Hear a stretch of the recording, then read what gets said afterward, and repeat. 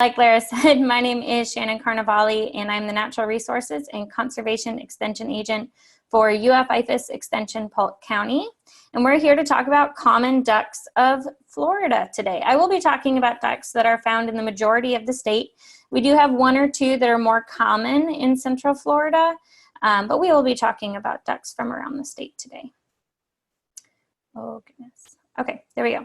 So today we're going to cover a little bit of terminology in biology. The reason for that is when you're trying to identify a duck that you don't know how to identify, knowing the correct terminology to search for is really helpful. This also helps in guidebooks. It's helpful when talking to experts. You can say, you know, the gape had this color, or trying to think of another one. We'll go over a few. We'll talk briefly about the biology of some of the species, but primarily this webinar will be focusing on identification. So the next thing we're going to cover are 4 or 5 common species in Florida, and then we're going to wrap up with just a little bit about artificial habitat for these ducks and conservation to some extent. We are going to start with terminology though. So we do have a poll question here. Lara, if you could launch that for us. So if everyone could please answer this poll question, it reads, which of the following is not a common descriptive category for duck identification? And the answers are dabbler ducks, floating ducks, puddle ducks, diving ducks, or sea ducks.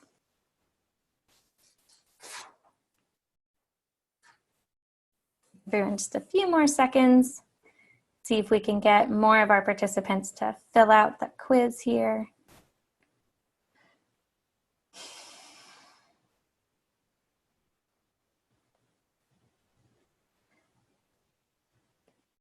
All right, and you'll get just 2 more seconds. Thank you. So Lara, if you could, please, thank you for sharing that. So the majority of you guessed puddle ducks. Puddle ducks is actually one of the categories we're going to talk about, but about a third of you got it correct, and that answer is floating ducks. So I made that one up. It might be one that some people use, but that is a category that I just made up for this quiz. But all the rest, dabbler, puddler, diving, and sea ducks are commonly used descriptive categories, and it has to do with the way that they feed.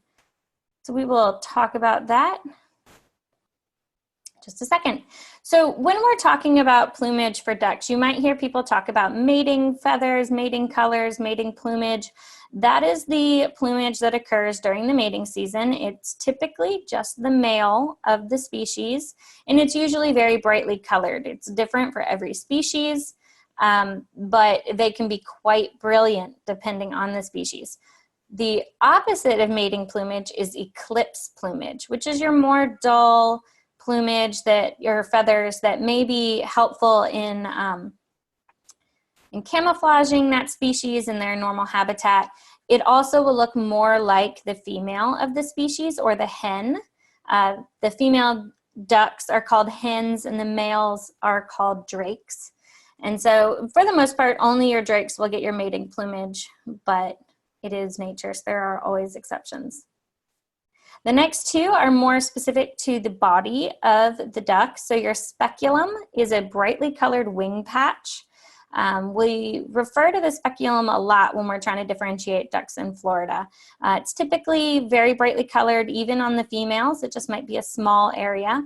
And it may or may not have a bar above or below the main colored patch. And we'll see some examples of this as we talk today. The gape is the crook of the bill. It is also the best way I can describe it is right here. So it is where the 2 halves of the bill meet, and it can refer to a feather pattern there. It can refer to the actual skin or bill color, and it is different in all different kinds of species, but it is an identifying tool for some of our Florida birds.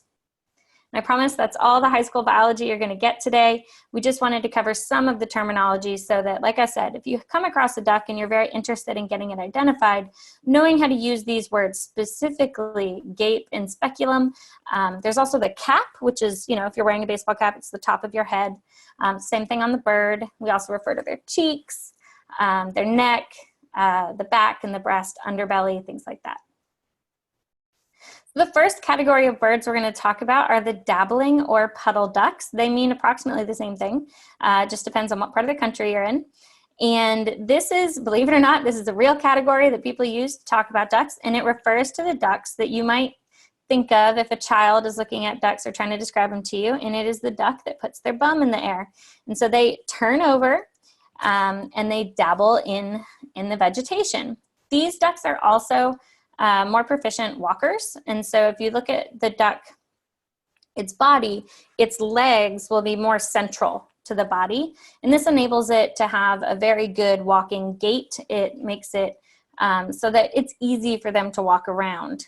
This is different than our diving ducks, which we'll talk about in a minute, but their legs on the dabbling or puddle ducks is more central to their body. Dabbling ducks primarily eat vegetation or grains. They eat a lot of grass seeds, aquatic plants, seed heads, but they are omnivorous. So they will, depending on species, eat crustaceans, small amphibians, and anything else that gets in their way. So they're opportunistic feeders most often. This is why you might also find dabbling ducks or puddle ducks responding to people feeding them with bread. So just because they are dabbling or puddle ducks does not mean that they are not going to dive. It just means that they are most likely not to. They are more frequently found either just skimming the surface with their bill or tipping over, like you see in the image here. They have very powerful wings, more powerful than our diving ducks do.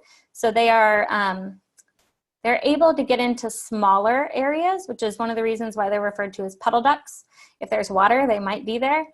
They can land and take off almost vertically. This helps them evade predators, but it also enables them to get into smaller open water areas.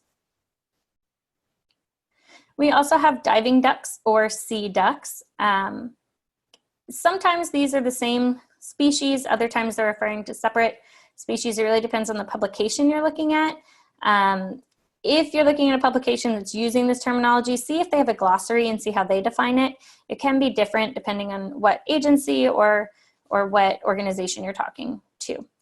Now, your diving ducks and your sea ducks, these are made primarily, their legs are to help them swim. So they're not as graceful when they're walking. They are capable of getting out of the water and walking to different areas, but their hind legs are much farther back on the body. They're closer to the tail end of the duck. Your diving ducks will primarily eat aquatic species. So they are capable of adjusting their buoyancy, diving down into the water. They're actually actively searching for food. So they do primarily eat invertebrates, small fish, amphibians, crustaceans. It depends on the species again, but they are less interested in the vegetation or the things that are on the surface of the water. Now, these ducks have shorter wings. They're also a little less graceful in the air. They are quite capable of flying away, but they're more often found in areas that have a wide open area for them to land and take off. Most of these ducks are the kind that when they start flapping their wings to take off, they need to kind of run across the surface of the water a little bit to pick up some speed. Their feet are more adapted to powerful dives, and so they just look a little different than your dabbling ducks, which is why if you are able to recognize the different, either recognize them while they're feeding, whether they're diving or dabbling, that can help you narrow down which species you might be looking for. Then we also have categories of ducks which aren't actually ducks at all. These are swimming birds in the general size class of ducks. Some of them can be quite large, up to a goose size. They can be dabblers, divers. They could do a little bit of both. They include things like grebes, moorhens, coots, geese, swans, things of that nature. When you look at them up close, they don't look as much like ducks, but if you are not a biologist or you're not a birder, or someone who really likes identifying and learning birds, from afar, they don't look much different. So if you ask the general person, you know, what is that swimming out there? They're going, oh, it's a duck. Moorhens and coots, people tend to recognize a little bit more because they are so common, but some of the other ones aren't actually very closely related to ducks. So let me check the time real quick. Okay, so we're going to move on to talking about common species of ducks in Florida. And we have several for you today. So we're going to start off with poll question number 2. And that is, what am I? If you are on a mobile device watching this webinar, the poll question may have blocked your images. And for that, I apologize. But if you are able to see the pictures, please don't read the captions. All right, we'll give you just a couple more seconds. Got about half of our participants have answered the poll so far.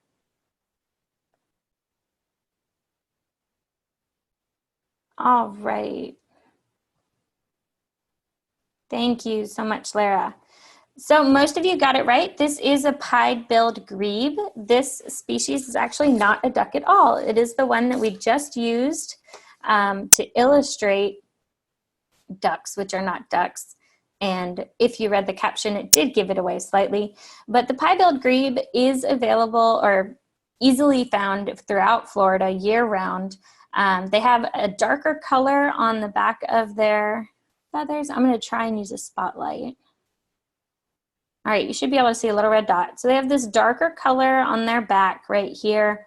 They have a whitish bill with a black band. That is actually referred to as a bill that is pied, hence the name pied-billed grebe. Grebes are really fascinating birds. They can adjust their own buoyancy, and so sometimes you'll see them much like an alligator, where they'll just have half their head above the water. They can do something called a defensive dive, and they can just dive straight down real quick and shoot up a little bit of water when they do it. In this picture over here, you can see they have a little tiny baby grebe in their back, and they will actually dive down with their young on their back like that. The young have that bright coloration and stripes on their face. The white eye ring is another identifier that people use to differentiate this from other grebes, but for this particular species in Florida, a good identifier is the pied bill there. They also have very little to no tail, and they will nest in emergent vegetation. So that shoreline vegetation that comes up out of the water, that is where these guys will nest. And we do have the sound for you to hear before we move on.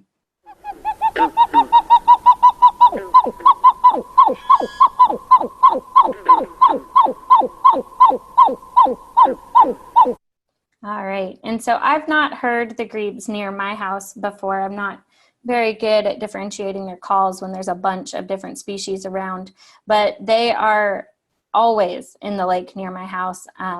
One of the fun facts about the pied-billed grebe is they actually eat a lot of their own feathers, and this creates like a little filter in their stomach, and we believe it's to help prevent fish bones from getting down into their intestines. So it's not the most appetizing thing to hear during lunch. I apologize for that, but it is super cool. Okay. The next duck we're going to talk about is the wood duck. This is a duck that a lot of people are comfortable identifying. It's absolutely beautifully ornate drake here on the left. This feather pattern that comes down off his head, almost like a little hood, very, very easy to identify even from afar. When they're in flight, it's very, very easy to identify a male wood duck. They have this white chin, bright red bill with the orange or yellow outline there, and the bright red eye. Their chest is primarily chestnut in color, and they are very different looking than the female wood ducks. So you can see a mating pair here in the right-hand corner. A good way to identify the female, her head here does have a little bit of that helmeted shape to it as well. They have quite a large head. And then the big white eye ring, I've seen this vary depending on time of year. It can be a much thinner, almost like an eyeliner, but they almost always have a large white patch around their eye. It's very easy to identify them from afar. You can see that in the lower picture here too, where she's got her little ducklings following along after her. Now the wood ducks are really fascinating because they do not nest in the vegetation on the lakes at all. They actually nest up in a tree. when they're available. And so that's how they got their name, wood duck. They do use cavities in trees to nest. And unlike a lot of other birds that nest in trees, the ducklings do not stay in the nest for a long period of time. Within 48 hours or so of hatching, the wood duck mama will have them jump out of the nest, and they will walk as a group as quickly as possible to the nearest water body to resume their life there.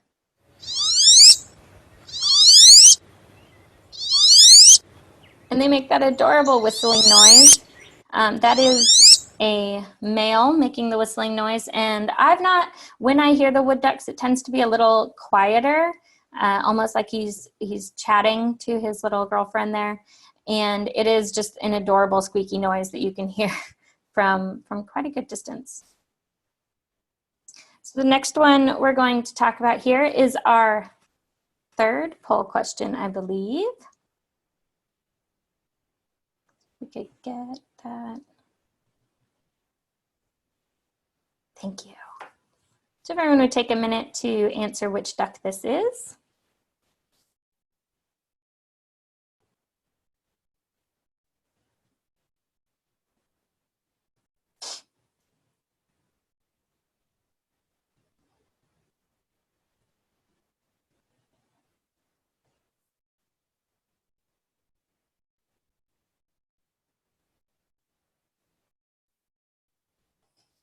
And we'll just have just a couple more seconds, see if we can get a couple more people to answer the question.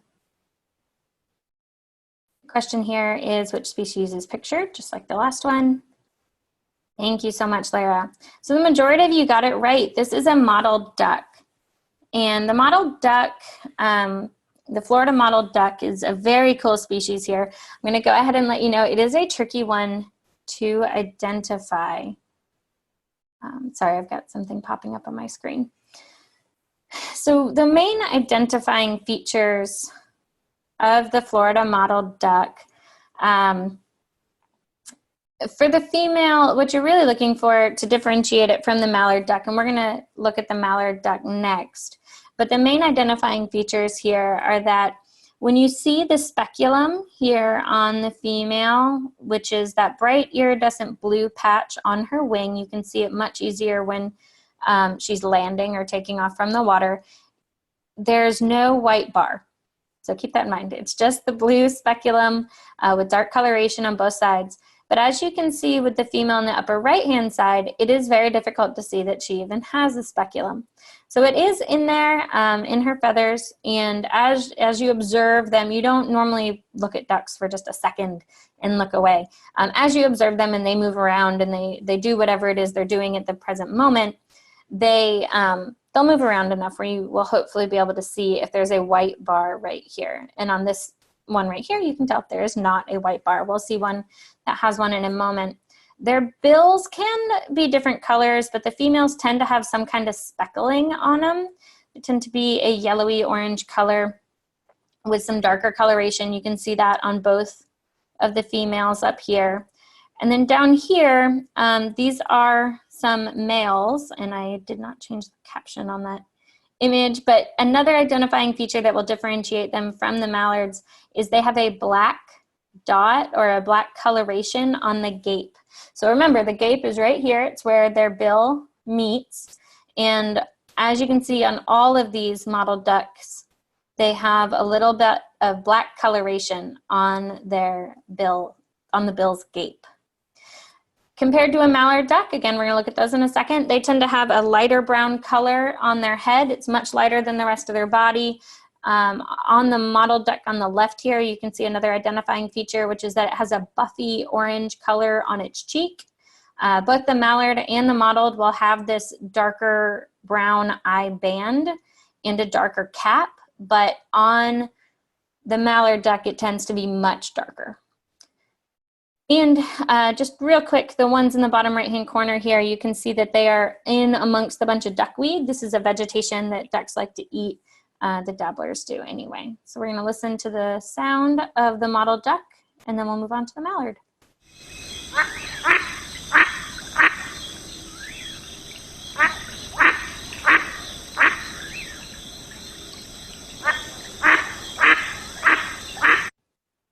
So that is more of a characteristic quacking noise, but the mallards is even more characteristic of the quacking noise. Some mallard ducks are also known as greenheads, as you can see by looking at the male up here in its mating plumage. They have a very beautiful iridescent red, or green, I'm not colorblind, I promise, an iridescent green coloration on their head, a bright yellow bill, a grayish body with a darker chestnutty brown coloration on the chest, and most of them also have a white band around their neck. You can see that varies based on posture and where they are, but for the most part, the male mallard is not a challenging species to identify. The females, on the other hand, are a little bit more challenging. So as you can see here in this group picture, we have a group of male and female mallards here. And if you look at this one right here on the bottom left-hand corner, you can see the blue speculum, and on both sides of it, there is a white bar. So as I mentioned, the mottled ducks do not have a very obvious white bar.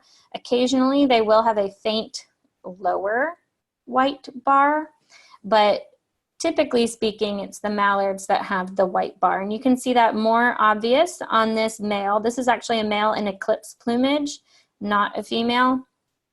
But the white bars are much more dramatic when they're flying.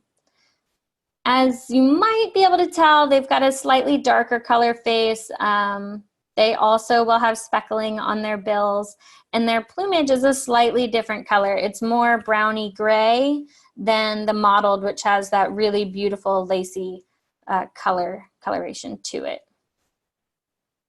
And another contributing factor to why these two are so challenging to identify is they will actually hybridize in Florida.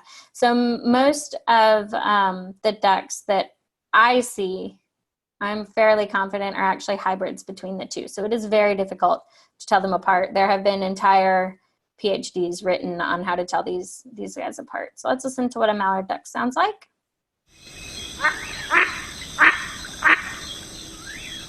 Okay. And there, it's not a super distinctive quack.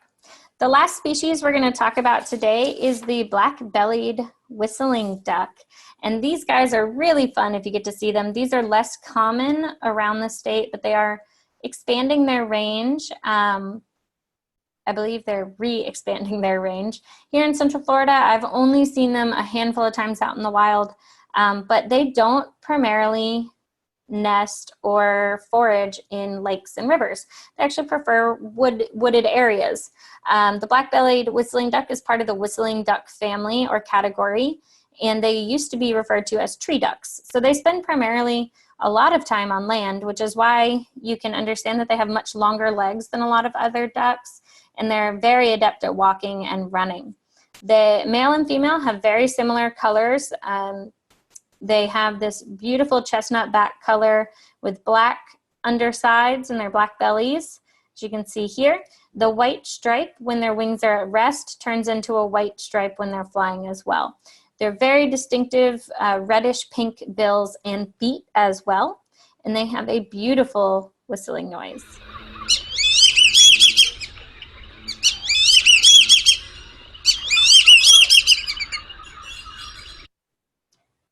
Okay.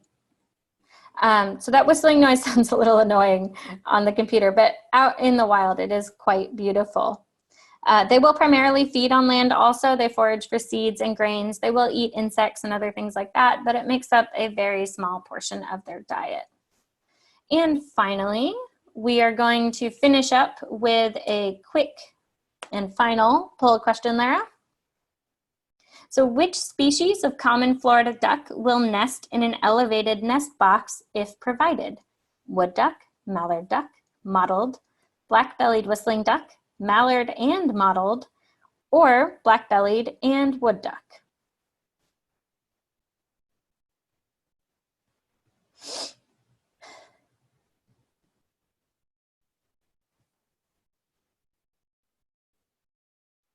We're getting a lot of participation in this one. That's fantastic. All right, and we'll give it just a couple more seconds Thank you. And Lara, could you share those results? Perfect. So the majority of you got it correct. It was a slightly tricky question, and I only kind of apologize for that. The correct answer is black-bellied whistling duck and wood duck. And so I'll go ahead and count everyone who said wood duck. You got it right too. But the black-bellied whistling duck will also nest in nest boxes if provided. Now, the interesting part of that is I work in outreach, and this is something I do on a regular basis, and I've never actually seen plans for a black-bellied whistling duck nest box. From what I understand, it is very similar to a wood duck nest box, and oh goodness, sorry. What's that? Okay. So it is very similar to a wood duck nest box. The difference being that because the black-bellied whistling duck is so large, they just need a larger entryway into the box. So if they were in the same area, these two might compete for nesting sites, but it would be the size of the entryway that would exclude a black-bellied whistling duck from using artificial nest boxes that may have been put up by wood ducks. So a wood duck needs the entryway, let me see. Needs this little entry hole to be approximately 3 inches high and 4 inches wide, whereas a black-bellied whistling duck would need it to be closer to 5 or 6 inches across. So they're just a much larger duck. They're closer in size to a cattle egret than most ducks are, so they're quite tall. And those wood boxes would be about 24 inches in height or depth, depending on how you look at it, and somewhere around 6 to 8 inches wide. And so because they normally nest in trees, you do want to put it up on a pole. It can be on a pole in the water. It can be just outside the water. But remember, your black-bellied whistling ducks are primarily found in wooded areas. So if you know that you're in an area that has black-bellied whistling ducks, you can go ahead and put that up even if you're not on a lake, and maybe you'll get one. Depending on where you put the box, you might also wind up with a screech owl or something else using it. But the idea here is to mimic a natural tree cavity. Lara will put out a link in the chat box that has instructions for how to build a wood duck nest box. And wood ducks very readily use them. If there are too many wood duck boxes in an area, wood ducks that are there may lay their eggs in another wood duck's nest, just because there might be that many in the population. But on that website that Lara shared in the chat box, or shortly will, it gives information on how close to put it to water, what direction it should face, and how many you might be able to put in a given area based on population. So that is actually all I have for today. We just wanted to give you a brief introduction on some of the most common species that Lara and I get questions about and pictures sent in to us. So Lara, I'm going to give you back control so that you can wrap up the webinar. Thank you so much, everyone.